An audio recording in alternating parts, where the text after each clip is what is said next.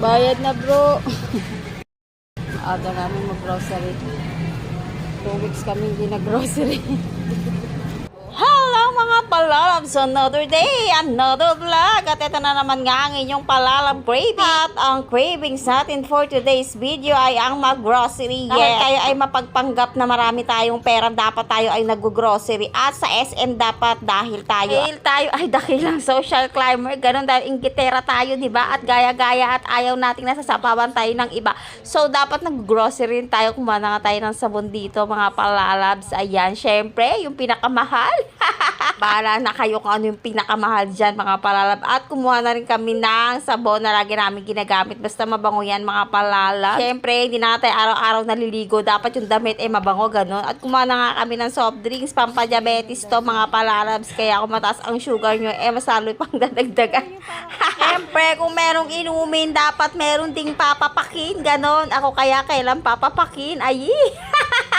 At yan mga palalab, isa nga yan sa mga paborito ko. Itong cheese ring, paborito ko talaga yan ever since the world began. Ganon. At syempre, bumahan ka rin kami nito. Itong pika na siyang 3 flavor, diba? Sa isang balot, meron ng 3 flavor. At kumuha na rin kami ng cream silk dahil syempre, mga rag yung mga hair namin. Parang hindi kami nagsuklay ng isang buwan. Ito nga ang sabon na ito. Ewan ko ba naman, naniniwala ba kayong pumuputi kayo dito? Ako tagal ko na itong gamit. Hindi naman ako naputi. Ewan ko ba. Pero gamit pa rin naman ang gamit. At syempre, kumuha na rin kami ng mga dilata dyan, mga palalab. Kayo ba, ano bang dilatang paborito nyo? Kami kasi, ang usually lang namin kinukuha ay canned tuna, corned beef, ganon, at saka syempre sausage, ganon. Pa isa-isa lang naman yung mga kuha namin, mga palalab. Hindi nga tayong pera, isa-isa lang yung binibili natin, ganon.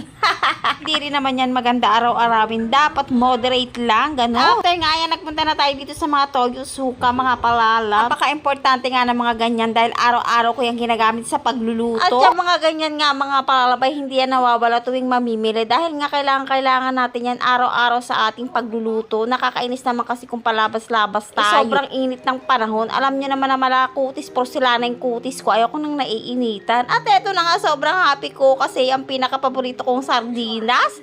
Ayan, at maraming stock dito ang mga palalab sa SM Calamba. Kaya pupunta na kayo dito. Hurry na! Bakit Rose Bowl, baka naman. Kitchen towel. Mga gatas. Ay, kuha tayo low-fat milk. Ayan, at dito na nga tayo sa mga oil, mga palalabs. Ay, namimili nga si palalabs daddy ng mantika kung anong gagamitin. Sabi ko sa kanya, kunin niya yung pinakamahal. At dahil ayoko nga ng murang mamantika lang. Bala kay dyan. After nga nating bumili ng ating pamprito, chef,